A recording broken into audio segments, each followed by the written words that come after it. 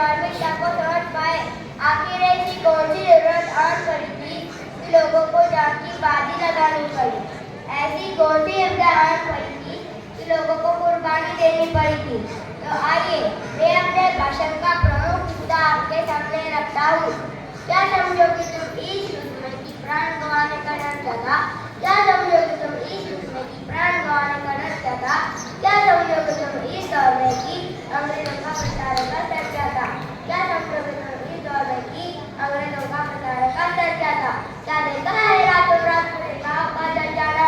क्या देखा है रातों रात पूरे गाँव का जल जाना? क्या देखा है वो मजदूर बच्चों का भूख से मर जाना? क्या देखा है वो मजदूर बच्चों का भूख से मर जाना?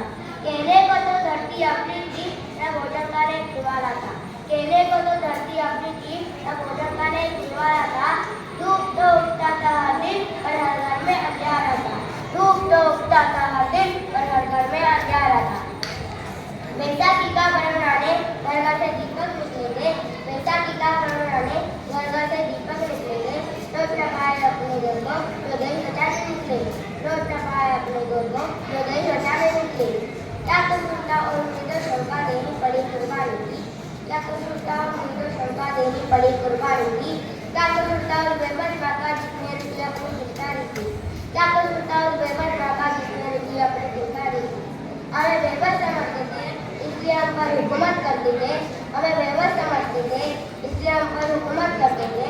देश पर जान कुर्बान करने से न हम भारतवासी डरते थे। देश पर जान कुर्बान करने से न हम भारतवासी डरते थे। बहुत था तानाशाही, अब तो देश को वापस पाना था। बहुत था तानाशाही, अब तो देश को वापस पाना था। दान दान डंडा पे चाहे जो हथियार अपनाना था। दान दान डंडा पे चाहे जो हथियार अपनाना था। गांधी जी ने धीरज धरा और कहा ऐसा कोई अपनाना है। गांधी जी ने धीरज धरा और कहा ऐसा कोई अपनाना है। ईट का जवाब पत्थर मिलता, यह सबक अंग्रेजों को ही सिखाना है। ईट का जवाब पत्थर मिलता, यह सबक अंग्रेजों को ही सिखाना है। ऐसा कोई हथियारा बनाया तो कोई बंदूक गोली चलाया। ऐसा कोई हथियारा बनाया तो कोई बंदूक गोली चलाया।